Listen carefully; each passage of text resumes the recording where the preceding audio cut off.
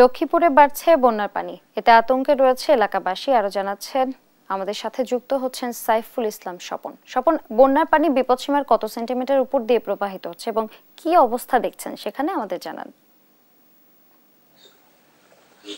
লীনা, আপনি যেমনটি জানতে চাচ্ছিলেন যে আসলে লক্ষ্মীপুরে বন্যার পরিস্থিতি কি।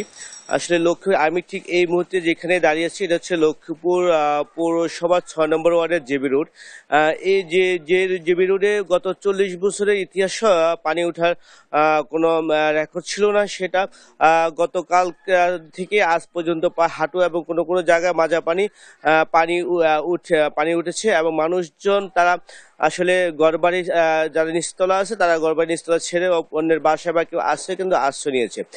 বিশেষ করে লক্ষ্মীপুর জেলার যে সদর উপজেলার বাঙ্গাখাই ইউনিয়ন, দক্ষিণ হামসাদি, উত্তর হামসাদি, হাজিপাড়া, দত্তপাড়া এবং বিশেষ করে রামগঞ্জ এলাকায় কিন্তু পানির যে গত 7 দিনের ছিল, গতকাল থেকে আজ পর্যন্ত প্রায় 2 ফুট 3 ফুট পর্যন্ত পানির উচ্চতা বৃদ্ধি পেয়েছে।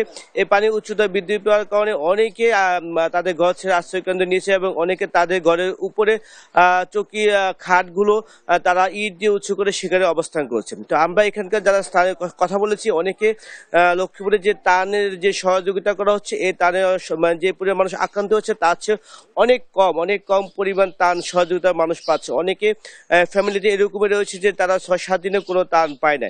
বিশেষ করে লক্ষ্মীপুরের রামগতি, কমলনগরে যে পরিমাণ পানি উঠছে এবং ওই কমলনগর এবং রামগতিতে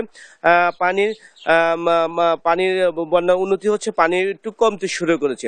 তো এখানকার যারা স্থানীয় জনপ্রতিনিধি তাদের সাথে আমরা কথা বলেছি, তারা আমাদেরকে যেটি জানিয়েছেন যে আসলে তারা বেসরকারিভাবে এবং বিভিন্ন রাজনৈতিক সামাজিক সংগঠন থেকে ত্রাণ দিচ্ছে, তাদের সাথে একটা সমন্বয় করে যেন ত্রাণ বিতরণ করা হয়। দেখা গেছে কিছু কিছু এলাকায় যেখানে পানির পরিমাণ কম আছে, সামাজিক সংগঠনগুলো ওইসব জায়গায় ত্রাণ দিচ্ছে। যেসব জায়গায় হাঁটু পানি, সেসব জায়গায় ত্রাণ এখন পর্যন্ত পৌঁছায় না। বিশেষ করে এখন লক্ষ্মীপুরের সদর উপজেলায় যেটি বিশেষ করে তারা প্রয়োজন, আমাদেরকে জানিয়েছেন যে আসলে কিছু নৌকা প্রয়োজন, যে ত্রাণ দেওয়ার জন্য নৌকা এবং মানুষদেরকে যারা পানিতে পানিবন্দী হয়েছে তাদেরকে আশ্রয়কেন্দ্রের জন্য নৌকা এবং বেড়া প্রয়োজন, যে নৌকায় বেড়া দিয়ে মানুষকে সাহায্য করতে পারে। আর আরেকটি বিষয় হচ্ছে যে এখানকার যে গবাদি পশু আছে এবং শিশু যারা খাবারে দিচ্ছে, সবাই বয়স্কদেরকে খাবার দিচ্ছে। যারা শিশু রয়েছে তাদের ত্রাণ সহযোগিতা, তাদের জন্য কোনো খাদ্য থাকছে না বলে আমাদেরকে জানিয়েছেন। তারা জানিয়েছেন যে আসলে বড়রা হয়তো বা একদিন বা আধা দিন না